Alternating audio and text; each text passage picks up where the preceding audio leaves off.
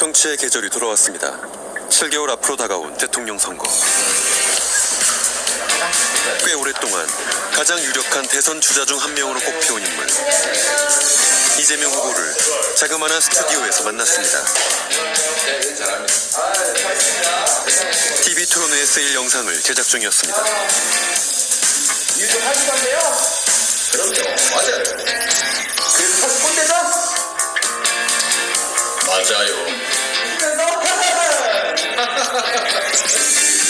매우 어색하다. 불편한 질문에 직면하는 것도 대선 후보라면 거쳐야 할 일입니다.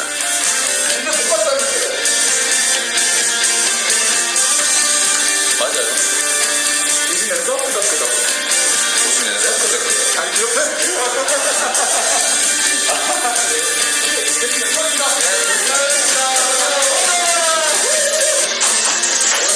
원시를 나서도 편집을 통해서 훌륭한 작품을 만들었어요. 지금 촬영도 너무 잘했습니다.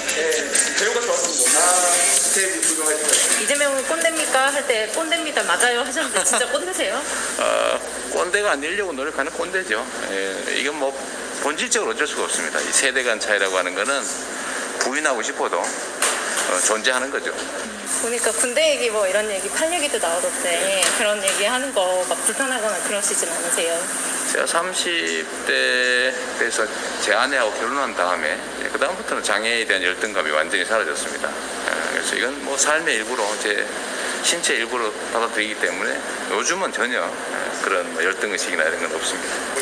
호불호가 명확히 나뉘는 정치인으로 평가되는 이재명 후보. 이렇게. 이재명 대통령 화이팅! 맞아. 대통령 만들자! 이렇게 좋아하시는 분들 만나면 어떠세요? 기운도 솟고 그러세요? 네, 아무래도 그렇지요. 뭐 정치인들은 그 우리 지지자들의 그 열성 이런 걸로 먹고 살죠. 근데 그 동네에 갔더니 이렇게 막 적대감을 노출하고 이러면 갑자기 막 주눅 들고 그럽니다. 보기에는 막 이게 세 보이는데 사실은 매우 심각하죠. 지난 예비 경선 토론에서 여권 지지율 1위 이재명 후보에게 집중적으로 질문이 쏟아졌습니다. 본인과 의견이 다른 의원들을 향해서 약장수. 전체 맥락을 보면 우리 정치가 이 선동적 50조 만들 수 있다라고 하는 이재명 후보를 따라다니는 스캔들 질문도 나왔습니다. 못하실지 몰라도 저는 할 수 있습니다. 그러니까 그 소위 말하는 스캔들에 대해서 이제 그 얘기는 이제 그만합시다 이렇게 말씀하셨는데 그럼 제가 혹시 바지 한 번 더 내릴까요? 그거하고는 다른 어떻게 하라는 겁니까? 어떻게 합니까? 스캔들 질문에 감정적 대응을 보였던 이재명 후보. 유권자들은 더불어민주당 대선 후보들에 대해 어떤 이미지를 가지고 있을까? 시사직격은 1000명을 대상으로 인식 조사를 했습니다. 조사 내용은 5가지 측면에 대한 후보별 평가였습니다. 이 후보는 공직 수행 능력에선 1위였고 도덕성 항목에선 낮았습니다. 아무래도 현직에 지금 도지사를 하고 있고 최근 들어서 계곡 불법 영업하는 것도 단속을 했고 또 직접 코로나 유흥주점 단속에 공무원들하고 나가서 단속하는 모습들 이런 부분들 공직 수행 능력에 이제 좋은 점수를 주게 된 것 같고요. 반면에 이제 인간적인 매력이라든지 도덕성은 3점에 미치지 못했습니다. 아무래도 최근 들어서 경선 과정에서 이제 후보들 간의 네거티브 이제 경쟁을 하면서 스캔들 문제라든지 아니면 형수한테 욕설을 했던 동영상들이 이제 차단이 되긴 했습니다만 이런 부분들은 좀 우려하시는 분들이 좀 계셨던 것 같습니다. 이른바 바지 발언 후 이 후보를 다시 만났습니다. 수많은 취재진이 몰린 가운데 조계종 총무원장을 지낸 월주 스님의 분향소를 찾은 이재명 후보.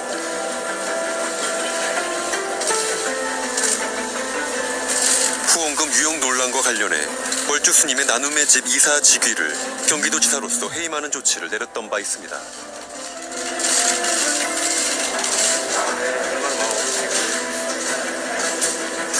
하지만 이날 이 후보는 시종일관 신중한 태도를 보였습니다. 부장님 한 말씀 해주시죠. 부장님. 한 말씀만 해주세요. 오늘 오셨는데. 미안합니다. 네, 한 말씀 부탁드릴게요, 지사님. 시사직격은 이재명 후보의 차에 동승해 보았습니다. 뉴스 시사직격에 이렇게 시간 내주셔서 감사합니다. 네. 그 이번에 경선에서 아무래도 되게 화두가 됐던 게 원치 않으셨겠지만 바지 발언을 하면서 네. 다시 토론회 때 우리 후보들께서 물어보시니까 저는 알면서 일부러 그런 걸로 생각했고 네. 그래서 제가 네, 검증이 안 된 일인데 왜 그러십니까? 이렇게 점잖게 네. 진중하게 표현을 했어야 되는데 네. 제가 좀 과격한 표현을 하게 된 거죠. 후회는 안 하셨어요? 뭐 말씀드리면서 바로 후회됐습니다. 이게 뭐 평정 그러니까 그 순간 저는 전혀 예측 못한 질문이어서 그랬는데요. 그러면 이런 것도 또 배우는 거죠. 저희가 사과드렸어요. 또 그것도 죄송합니다. 보니까 2017년에도 이렇게 나오셨잖아요. 네. 2017년 경선에 나왔던 이재명과 2021년의 이재명의 차이가 있다면 어떻게 했을까요? 제가 이제 시간이 이렇게 지나고 나니까 오히려 부드러운 게 더 강한 거다라는 사실을 점점 깨닫게 된 것 같습니다. 그러니까 원래 말은 알았는데 그걸 체감하게 된 것 같아요. 그 말의 뜻을. 어떤 계기가 있었어요? 일단은 제가 저번 대선 경선 때 지나치게 좀 반응하는 바람에 행동하는 바람에 저 자신이 많이 잃었죠. 그래서 지금은 이제 저를 추격하는 후보들의 행동에 대해서 나름은 좀 이해를 많이 하는 편입니다. 그럴 수 있다. 그게 이제 경험에서 배운 거죠. 그래서 계곡에 이게 모난 돌이었다면 강가의 호박돌처럼 맨들맨들해진 것 같아요. 근데 그런데 또 여전히 돌은 돌이죠. 자신을 모난 돌에 비유한 그는 1990년대부터 인권 변호사로 활동했습니다. 변호사 시절부터 싸우기를 주저하지 않은 인물로 알려졌습니다. 내가 입장 표명을 할 테니까 입장 표명을 하시고 어제처럼 한번 해보시라고. 이 후보 스스로도 밑바닥부터 올라온 인생이라 겁이 없었다고 말합니다. 알려진 것처럼 그는 14살 때부터 공장에서 일했습니다. 숱한 어려움 끝에 검정고시를 보고 법대생이 되었던 소년공. 꿈이 뭐였어요? 꿈 많았지요. 주로 저는 이렇게 삶과 관계된 꿈이 많았는데 네. 제일 절실했던 꿈은 그 냉장고에 과일을 수북이 넣어놓고 깨끗하고 싱싱한 과일을 먹고 싶을 때 막 꺼내 먹는 게 꿈이었어요.